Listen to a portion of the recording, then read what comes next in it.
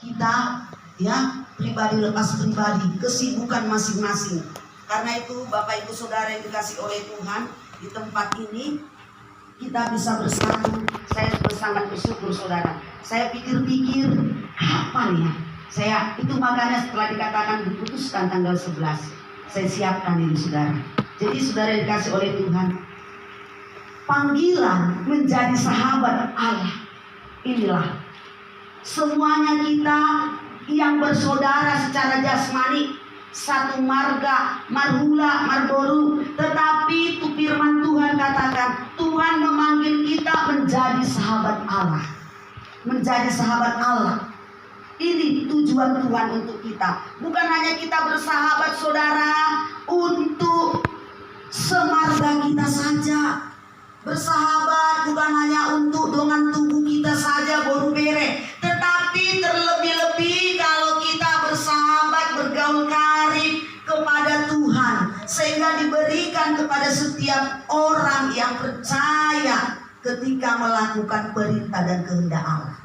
Jadi orang yang mau melakukan perintah Allah dan kehendak Allah itu adalah sahabat Allah.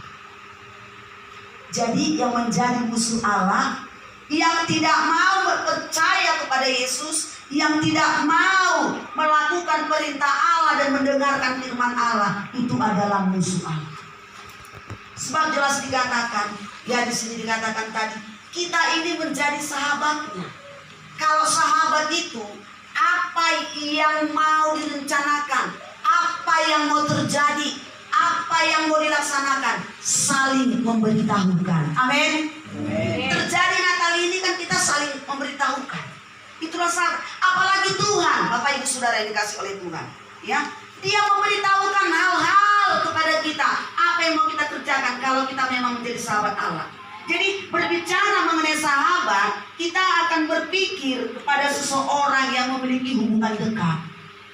Ya, saya juga punya sahabat hubungan dekat secara jasmani. Walaupun itu lain suku, walaupun itu lain marga, ya, walaupun itu lain bangsa, karena di mata Tuhan, ya, tidak ada sayang hanya kepada bangsa Israel. Sebenarnya umat Israel itu adalah pilihan Allah, tetapi karena umat Israel itu memberontak kepada Tuhan, sehingga Tuhan mencari kita, orang kafir, orang yang harus dibinasakan, ya, menjadi sahabatnya Tuhan. Ini saudara, kita memperoleh kasih karunia keselamatan itu. Ya, itu makanya Tuhan mencintai segala bangsa, Tuhan cinta segala suku. Ada lagu sekolah minggu, Tuhan cinta semua bangsa, ya, semua bangsa di dunia, ya, besar kecil, ya, kaya miskin, semua Tuhan kasihi. Ini saudara. Jadi dalam hal ini kita memiliki sahabat, kita akan berpikir kepada seseorang yang memiliki hubungan dekat dengan kita, karib dan akrab. Seseorang dapat dikatakan sebagai sahabat yang baik jika menunjukkan menaruh kasih setiap saat. Siapa itu? Yesus. Dalam kitab Amsal dikatakan, seorang sahabat menaruh kasih setiap waktu. Itulah kasih Yesus. Tapi kalau saya mungkin bisa berubah kalau nggak dengan firman. Kalau nggak ada Roh Kudus, bisa aku berubah dengan sahabatku. Itulah kedagingan kita, itulah kemanusiaan kita.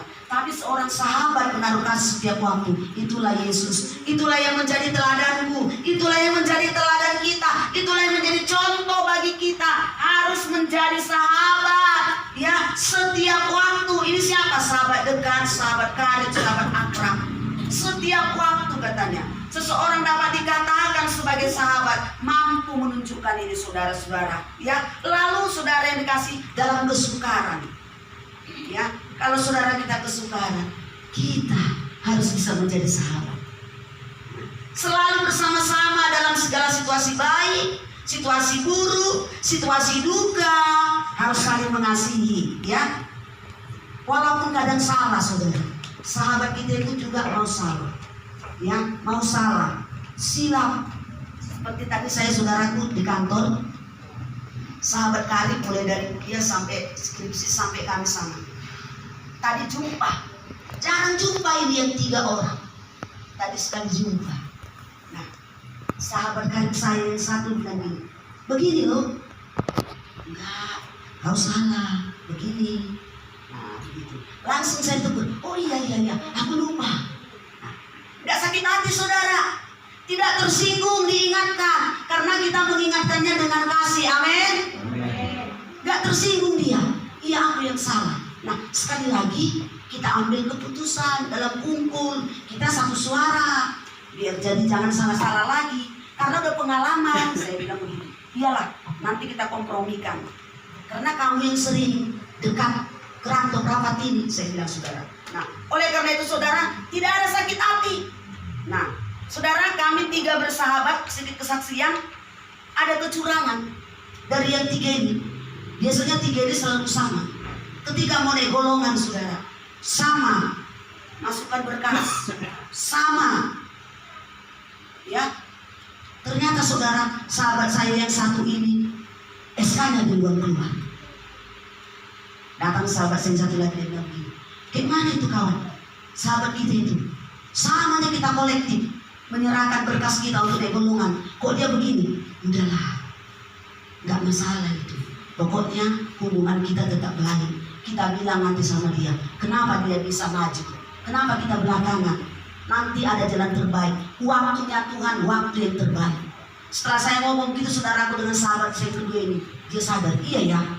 Padahal aku hampir benci loh lihat yang satu itu. Kenapa? Iya lah, sama kita kok. SK-nya belum keluar. Ternyata saudara yang dikasih oleh Tuhan, dia bayar. SK kami keluar, kami tidak bayar. Nah, kalau enggak kau tadi kan masih sekian. Iya, syukurlah ini saudara. Jadi ada waktu yang terbaik. Nah, ketika kami makan bersama saudara, dalam ketiga sahabat ini, saya sampaikan, saling terbuka. Saudari Bertoni ini sempat sakit hati kayak golong berkampung. Ternyata setelah kita saling berdamai, saling mengingatkan, baru bisa diterima. Amin. Setiap manusia tidak ada yang sempurna. Manusia punya kekurangan, punya kelemahan, punya kelebihan. Ya, kelebihan bapak-bapak saudara yang dikasih oleh Tuhan tidak saya miliki. Ya, mungkin kelebihan bapak saudara yang dikasih oleh Tuhan itu menjadi kekurangan saya. Saya juga punya kelebihan. Jadi ini makanya dikatakan saling mengasihi, saling melengkapi. Saudara, jangan sampai kita mau dipecah belah. Jangan sampai roh pemecah belah ada timbul. Itu dijauhkan Tuhan dari kehidupan kita. Sekalipun Bapak Ibu ada yang tidak enak, kita harus saling, ya. Ini. Nah, kita orang percaya yang disebut sebagai sahabat Allah. Apakah kita sudah melakukan segala perintah dan kehendaknya? Ini yang menjadi pertanyaan bagi saya dan saudara. Saya ulangi sekali lagi. Kita orang percaya yang disebut sebagai sahabat Allah. Apakah kita sudah melakukan segala perintah dan kehendaknya? Ini dijawab di dalam hati masing-masing. Ini pertanyaan untuk saya dan untuk kita semua. Sebagai sahabat kita sudah melakukannya. Sudah menyenangkan hati Tuhan. Salah satu yang kita kenal dalam Alkitab yaitu Abraham, Amos. Mereka ini sahabat-sahabat Allah. Amos ini dipanggil dari Tekoa. Dia seorang, sudah dikasih oleh Tuhan, peternak. Tidak mungkin Amos ini sebagai hamba Tuhan. Karena kerjaannya dia peternak, ya di ladang. Berternak kambing domba, bau lagi, jorok, nggak bersih. Tapi suatu saat dipanggil Tuhan untuk menasehati hamba Tuhan yang ada di Betel. Ada perbuatan yang tidak benar. Ini sahabat Allah. Tegur hamba Tuhan itu di Amos 1. Tegur hamba Tuhan itu. Katakan, sampaikan ini kepada bangsa ini. Ini. Jadi semua kita bisa dipakai Tuhan. Bukan hanya sekolah teologi ya. Semua kita bisa dipakai Tuhan, saudara. Abraham kita sudah kenal dipakai Tuhan. Orang Majus dipakai Tuhan, saudaraku. Di Matius itu atau di Lukas. Orang Majus, orang pintar. Kaya miskin, orang bau, orang padang, peternak dipakai Tuhan. Sekarang orang Majus yang pintar dipakai Tuhan. Yang berhikmah, yang punya akil tinggi dipakai Tuhan. Mereka mencari Yesus dengan pengetahuan mereka pakai bintang. Di mana bayi Yesus? Sekalipun ada ancaman, kenapa? Ini mau dipakai Tuhan menjadi sahabat Tuhan.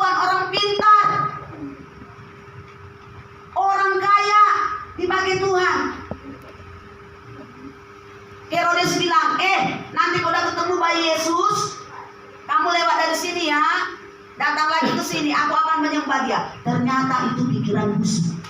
Ternyata itu pikiran kotor. Manis di bibir, lain di dalam hatinya.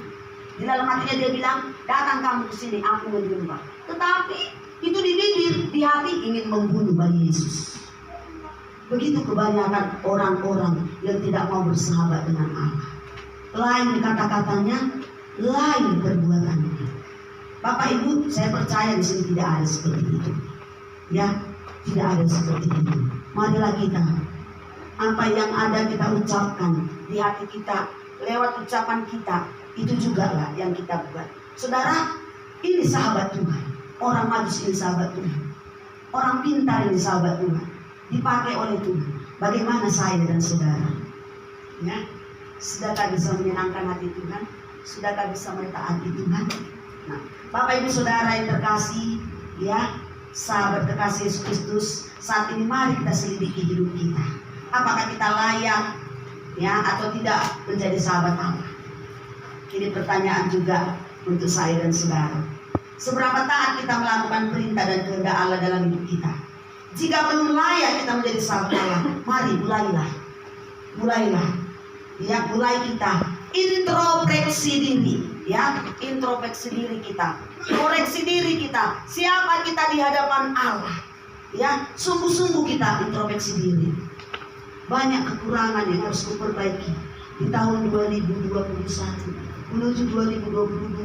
Dikasih kita kesempatan untuk introspeksi diri supaya kita lebih baik lagi, lebih menyenangkan hati Tuhan lagi, lebih taat lagi akan firman Tuhan.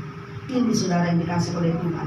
Oleh sebab itu saudara, kalau saya dengar orang-orang Majus ini saudara dikasih oleh Tuhan, mereka orang-orang pintar, tapi mereka tetap mempersembahkan tubuhnya kepada Tuhan, tetap taat kepada Tuhan. Hartanya banyak, mereka mempersembahkan emas, mur, perak, kemenyan. Di mana? Ketika bertemu dengan Yesus. Apa artinya itu saudara yang dikasih oleh Tuhan? Artinya saudara yang dikasih oleh Tuhan, apa yang kita miliki, berkat yang sudah kita terima, itu tidak bisa saudara yang dikasih oleh Tuhan untuk kepentingan diri kita sendiri, tetapi kita harus membaginya kepada siapa? Kepada pekerjaan Tuhan. Sekarang Tuhan gak kita lihat, ya, kalau orang Majus mereka lihat bayi Yesus, mereka korban. Tetapi apa yang kita buat?